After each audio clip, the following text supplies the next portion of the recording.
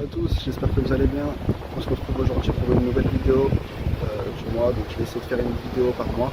Et bienvenue à toi si tu es nouveau sur la chaîne. Ici on parle de l'Équateur. Voilà, j'essaie de partager un peu ma vie ici en Équateur. Et donc voilà, si tu es nouveau sur la chaîne, n'hésite pas à t'abonner pour voir plus de vidéos. Activer la cloche aussi, c'est très important si tu veux être averti quand elles sortent. Et puis voilà, un petit pouce bleu si tu as aimé la vidéo. Et puis n'hésite pas à partager et à commenter, à me dire ce que tu en penses en commentaire ou si tu as envie de sujet particulier. Donc on se retrouve là pour une vidéo où on va parler des 5 choses qu'il y a en France et pas en Équateur. Et voilà, c'est une petite vidéo freestyle. On est à Santa Elena, plage de Balenita. Donc voilà, c'est une petite vidéo, je vais vous dire un peu les 5 choses qu'il y a qui sont bien, on va dire, on pense pas forcément quand on est en France et qu'il n'y a pas ici donc en Équateur. C'est parti pour les 5 choses qu'il y a en France et pas en Équateur. Donc voilà, les vagues sont calmes. La mer est assez reculée en plus par rapport à l'horaire qu'on est là dans l'après-midi. Donc voilà, c'est super calme, vous pouvez aller vous baigner, généralement il n'est pas froid, il est bonne. Donc ouais, voilà, il y a eu un tsunami il n'y a pas longtemps. Donc ça a touché plutôt la Californie, le Pérou. Et il y a eu une alerte ici parce que bon, il y a des îles Galapagos, pas très loin. Donc ça a touché l'océan Pacifique. Du coup voilà, il y a eu une alerte ici, mais tout s'est bien passé, Dieu merci. Il n'y a pas eu de ressenti ici, en tout cas avec la mer.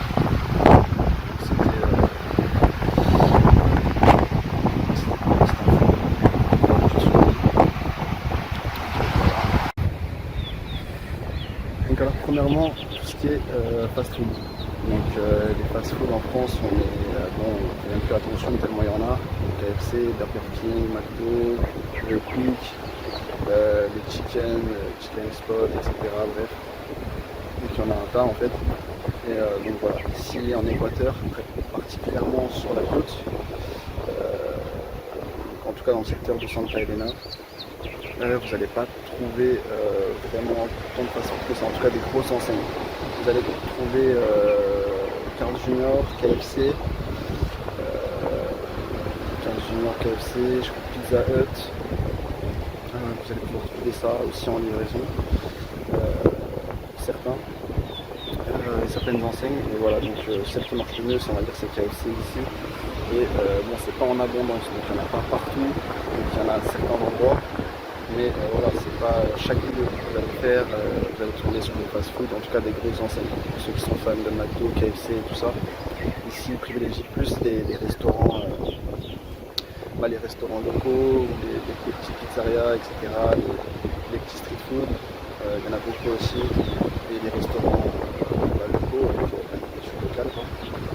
Mais voilà, c'est des plats qu'il y a ici en Équateur. Mais voilà, après à certains endroits comme le El Paseo, c'est un peu un centre commercial, là vous allez trouver donc, voilà, des chaînes comme le KFC, le Carl Junior, des petits fast-food. Mais voilà, c'est pas on va dire la majorité, donc il n'y en a pas partout. Donc voilà, ça c'est pour le premier point. Pour les fans des fast-food, voilà, ici vous allez en avoir quelques-unes, mais pas tant que ça. Voilà, c'est comme tout ce qui est céréales, etc. Il y en a, mais c'est pas comme tout ce il y a vraiment, il y en a pour tous les goûts, vraiment full consommation quoi. Il y en a vraiment pour tout le monde. Voilà, ici il y a une dizaine de marques, je dirais une dizaine de marques. Et puis voilà quoi, c'est les céréales comme tout ce qui est choc à pic, etc. Ça reste quand même plus cher qu'en France, je dirais. Donc voilà, et en moins de quantité. Donc en grammes, en emballage, il y en a moins de quantité qu'en France et ça va être plus cher. Donc tous ceux qui aiment bien manger un petit lait le matin avec des céréales, etc., c'est peut-être averti. J'espère qu'on entend bien parce que derrière il y a la plage, il y a le vent. Donc voilà, il fait gris mais il fait super beau. Il fait même chaud je dirais, il fait assez beau. chemin, comme je vous disais, hein, c'est une vidéo freestyle. Donc voilà. Ensuite ici, je vous conseille d'avoir du cash. Ça, je l'avais déjà dit dans une vidéo. Donc généralement, ici en France, on accepte beaucoup les cartes bancaires, donc partout, dans les épiceries, que ce soit dans les fast-food, dans les restaurants, partout en fait. Voilà, vous allez aller, vous pouvez payer par carte. Ici, pas partout on accepte les cartes, à part dans les centres commerciaux, dans tout ce qui est supermarché, etc. Comme les enseignes pour faire des courses, etc. Mais sinon, tout ce qui est restaurant, street food, ici généralement ça ne prend pas les cartes, les épiceries pareil. Donc voilà, essayez d'avoir souvent du cash sur vous. Donc en France c'est ça, c'est la facilité, carte sur vous, vous sortez avec une carte bleue et puis vous payez par carte. Ici, pas partout ils acceptent les cartes, donc des fois vous avez la surprise. Donc pensez à sortir avec quelques billets sur vous. Plutôt de préférence des billets de 5, de 10, 20 max. Mais voilà, si vous sortez un billet de 100 ou un billet de 20 $, des fois ça va être compliqué pour avoir la monnaie. Pas tous, des fois la monnaie, même sur un billet de 20. Alors imaginez sur un billet de 100. Ça c'est plutôt si vous êtes aux États-Unis, aux States ou à Dubaï, etc. Il n'y aura pas de souci. Ici, voilà, les billets de 20, des fois ils ne sont pas forcément la même. Pensez à ça aussi. Voilà pour la petite info. Ok, donc ensuite pour le troisième point, je dirais que le transport. Le transport en France, il y en a énormément. Donc vous pouvez avoir le bus, vous avez le métro, vous avez le tram, vous avez le train, RER, TER, vous avez tout ce qu'il faut. Pareil pour tout ce qui est des taxis, des Uber, vous avez vraiment la totale en France. Ici, il n'y aura pas tout ce type de transport là. En France, il y a le périph', il y a tout ça. Ici, non, vous avez vraiment donc le bus, les taxis, les Uber, il n'y en a pas. Je crois qu'il y en a, si on m'avait dit, à Guayaquil, dans les zones les plus les grandes villes quoi, mais et encore on m'avait dit, on m'avait conseillé de ne pas les prendre parce que généralement c'est des gens qui font ça sans être vraiment des Uber, etc. Donc ça peut être des faux coursiers quoi. Donc voilà, privilégier le taxi, le bus, ici le bus, il n'y a pas de train. Voilà, il y a beaucoup de bus, beaucoup de taxis. Donc voilà, vous n'allez pas avoir l'application Uber ici, ça ne vous sert strictement à rien. Après ça dépend des villes où vous êtes, des taxis tours, etc. Mais sinon, en dehors, il n'y aura pas forcément d'utilité. Ce sera bus ou taxi.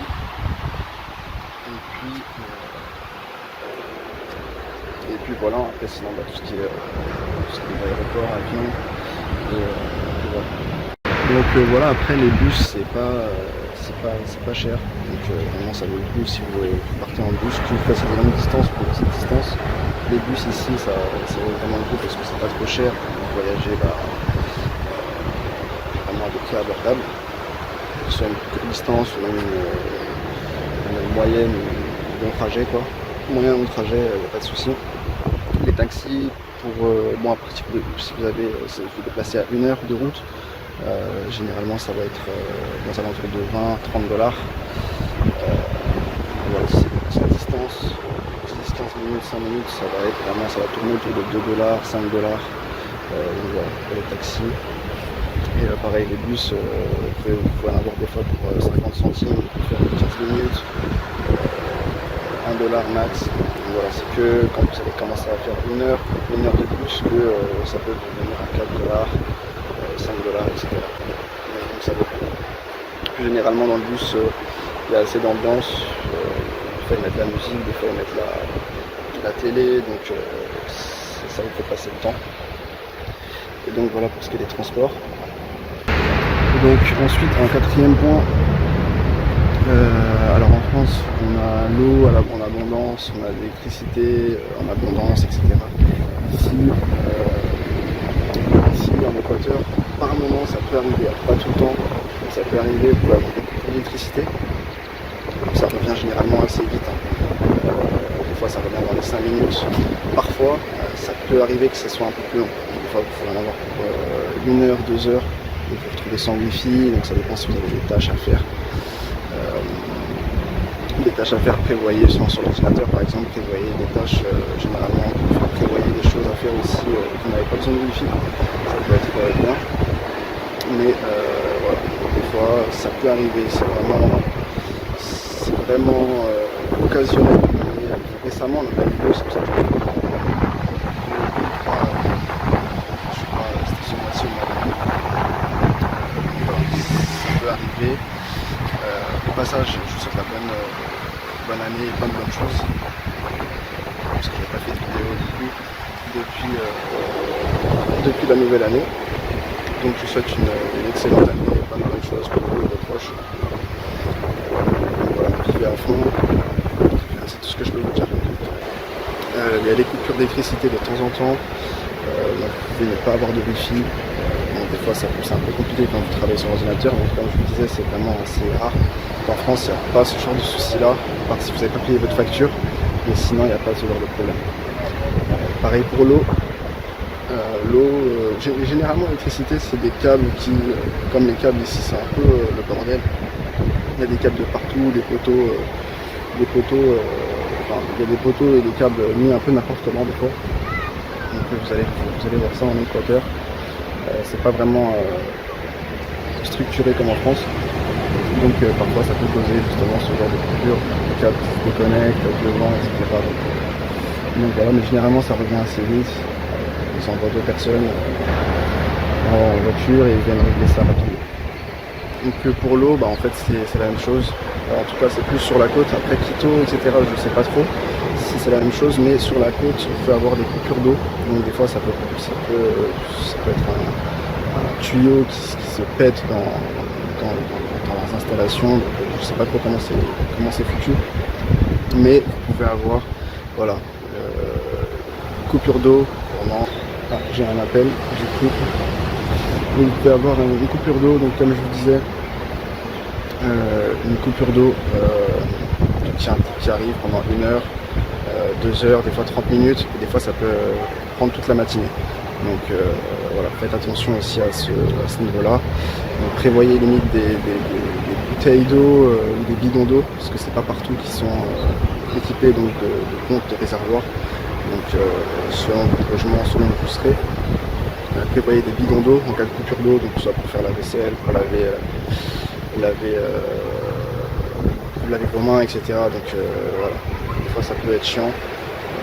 Dans le mois, vous pouvez avoir 1 ou 2 coupures d'eau, donc ça prévient pas. Donc après, généralement, ils réparent aussi assez vite. Et puis vous avez l'eau qui revient, mais bon, c'est assez chiant. Donc, en France, on n'a pas ce genre de problème-là.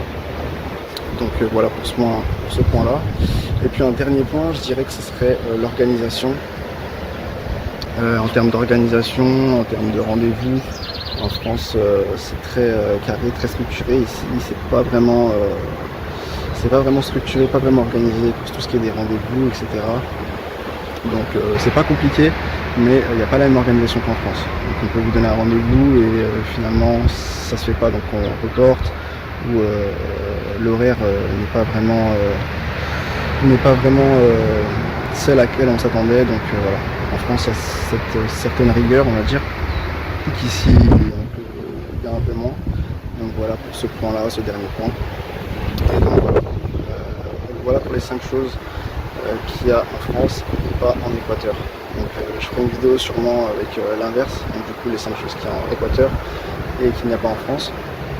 Donc je vous remercie d'avoir regardé cette vidéo jusqu'à la fin. Si vous avez aimé ce type de contenu, n'hésitez pas à vous abonner et puis voilà, activer la cloche pour ne rien rater des prochaines vidéos.